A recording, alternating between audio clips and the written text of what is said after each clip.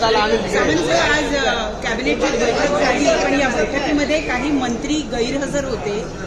हे मंत्री का गैरहजर होते यावरनं एक नवीन महायुतीमध्ये काही वाद आहे का, त्यामुळे हे मंत्री गैरहजर राहिले का, महायुतीतलेच लोक महायुतीतल्याच मंत्र्यांच्या विरोधात कटकारस्थान करतायत, अशा चर्चा रंगतायत. चर्चा जरी काही असल्या तरी त्या नुसत्या चर्चाच आहे.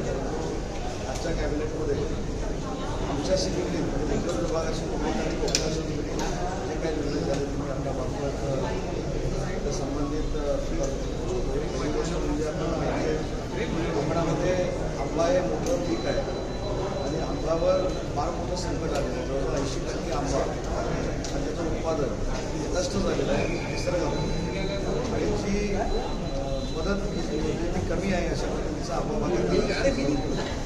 हा मुद्दा आम्ही स्वतः मध्ये मांडला आणि त्याच्यावर मुख्यमंत्री फडणवीस साहेबांनी आणि एकनाथ शिंदे साहेबांनी कृषी विभागाचे, पर्यटन विभागाचे, फायनान्स अशा 3 अधिकाऱ्यांना निर्देश दिलेले आहेत की कोकणाला त्याच्यामध्ये आपल्याला वाढ करून द्यायची आहे.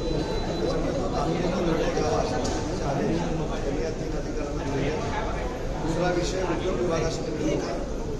अखाद्य देशामध्ये युद्धजन्य परिस्थिती निर्माण असताना मी जो काही महाराष्ट्राचा दौरा केला आणि त्याच्यामध्ये PNG गॅसच्या लाईन सगळीकडे टाकलेल्या आहेत, परंतु त्याची कनेक्शन मिळत नाही, ती उद्योजकांची तक्रार होती. आज त्याच्यामध्ये मुख्यमंत्री महोदयांनी निर्देश दिले की 2 महिन्याच्या आत PNGची कनेक्शन ज्यांनी मागितली ज्यांनी पैसे भरलेले आहेत त्या सगळ्या उद्योजकांना देण्याचा निर्णय आजच्या कॅबिनेटमध्ये झाला.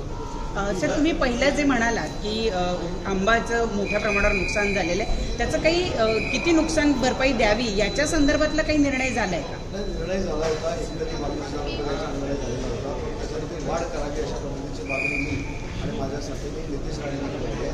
त्याच्यामुळं नुकसान भरपाई अजून जास्त मिळाली पाहिजे यात.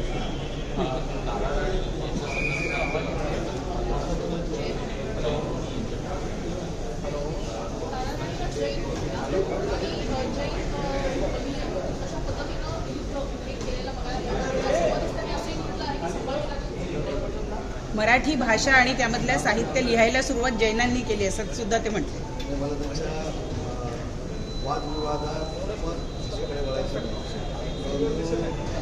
मराठी भाषेला अभिजात भाषेला ज्यावेळी दर्जा मिळाला त्यावेळी 100% केंद्र शासनानं शिक्कामोर्तब केलं की 750 वर्षापूर्वीची ज्ञानेश्वरांनी जी लिहिलेली ज्ञानेश्वरी तो बेस पकडला. तुकारामांची गाथा हा बेस पकडला. छत्रपती शिवाजी महाराजांची, छत्रपती संभाजी महाराजांची मातृभाषा मराठी होती, हा बेस पकडला आहे. मला असं वाटतं केंद्र सरकारनं त्यांना उत्तर दिलं.